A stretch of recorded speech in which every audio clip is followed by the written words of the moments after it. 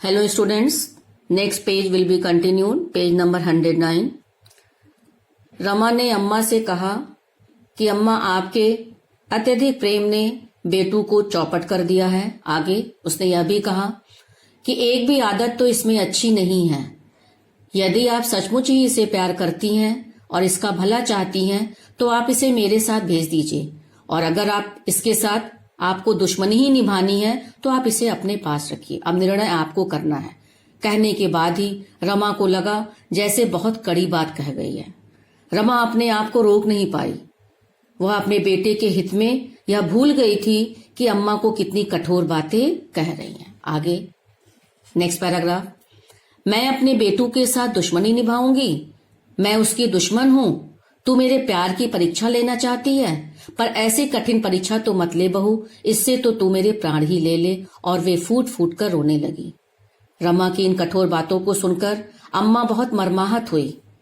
उसने यह सोचा भी नहीं था कि अब रमा ऐसी कड़ी बात कहकर उसको इतना आघात पहुंचाएगी, और वह दुखी होकर रमा से कहने लगी कि वह अपने बेटू के साथ दुश्मनी निभाएगी। वह उसकी दादी है, वह उसका पोता है, और क्या मैं उसकी दुश्मन हूं?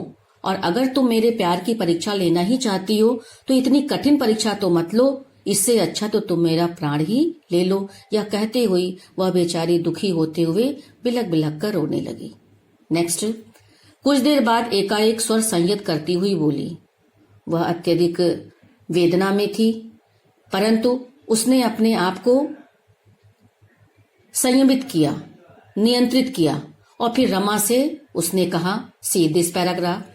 उसने अपने पोते को बहू से ले जाने के लिए कहा, निर्णय ले लिया कि वह अपने पोते को बहू के पास भेज देगी। साथ ही उसने यह भी कहा कि अरे मेरा बेटू फूले फले और पढ़ लिख कर लायक बने, इससे बढ़कर मेरे लिए कौन सी खुशी की बात होगी। मेरा क्या है, मेरी तो 4 दिन की जिंदगी है, और 4 दिन की अपनी हंसी खुशी की जिंदगी के लिए मैं तुम्हारे बच्चे की जिंदगी नहीं बिगाड़ना चाहती हूँ। अरे मैं तो अनपढ़ गवार हूँ, मैं इतनी मेरे पास समझ नहीं है कि तुम्हारे पुत्र को इतना लायक बना सकूं। इसलिए बहू तू इसे ले जा।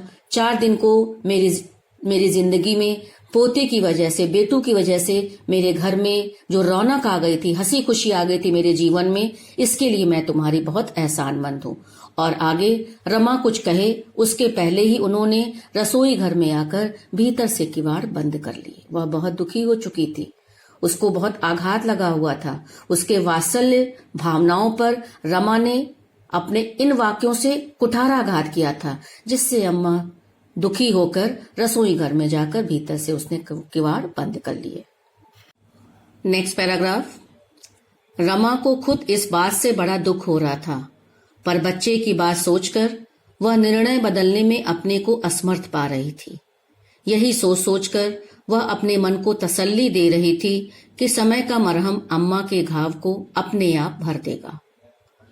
रमा अम्मा की अवज्ञा नहीं करना चाहती थी, उनकी भावनाओं को ठेस नहीं पहुंचाना चाहती थी, और उसे खुद बहुत दुख हो रहा था, परंतु अपने बच्चे के हित के बारे में सोचकर वह उसे ले जाने के निर्णय को बदलने में अपने को असमर्थ पा रही थी।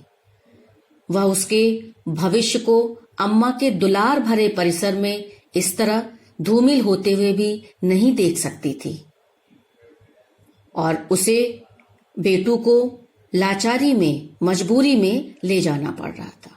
क्लियर। आगे यही सोच सोचकर वह अपने मन को तसल्ली दे रही थी। क्या सोच रही थी अब वो? कि समय का मरहम अम्मा के घाव को अपने आप भर देगा।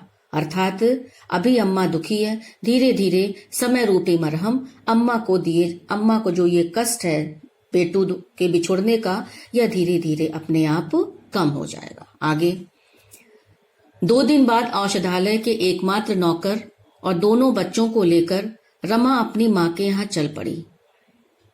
उसने निर्णय ले लिया था, और अब औषधालय के नौकर को, जो एकमात्र नौकर, एक ही नौकर था, उसको और अपने दोनों बच्चों को लेकर वह अपनी माँ के यहाँ चल पड़ी। उसने बेटू को बताया नहीं कि कहाँ जा रहे हैं, बस उसे अपने साथ ली। रोज की भांति टांगे में घूमने के लालच से वह चला गया। टांगे में घूमने का वह शौकीन था, पहले पढ़ चुके हो, तो इसलिए वो रमा ने अपने दोनों बच्चों को बैठाया टांगे में और चल पड़ी अपनी माँ के पास। जाते समय कह गया, दादी माँ मैं तेरे लिए मिठाई और गोली लेकर आऊंगा। उसे नहीं, बेटू को नहीं पता था कि उसकी माँ रमा उसे अब हमेशा के लिए ले जा रही है, तो इसलिए दादी माँ को आश्वासन देते हुए उसने ये दोनों चीजें लाने के लिए कहा। दादी अम्मा ने उसे कलेजे से लगा लिया। दादी अम्मा वास्तविकता जानती थी कि बेटू अब उनसे बहुत दूर जा रहा है, वह अब उनके पास नहीं रहेगा। एक बार उनकी इच्छा हुई कि वह अपने बेटू को सारी बातें बता दें कि उसकी माँ रमा उसे हमेशा के लिए उनसे अलग करके ले जा रही है, परंतु उन्होंने अपने कलेजे पर पत्थर रख लिया।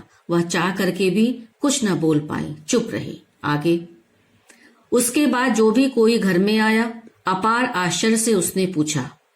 पहले जो भी कोई घर में आता था वह घर में बेटू को देखता था, लेकिन आज बेटू को वहां ना पाकर उन्हें बहुत हैरानी हुई। उन्होंने अम्मा से पूछा कि अरे बहू, बेटू को ले गई क्या? तुम तो कहती थी कि बेटू अब तुम्हारे पास ही रहेगा। क्लियर हो गया होगा।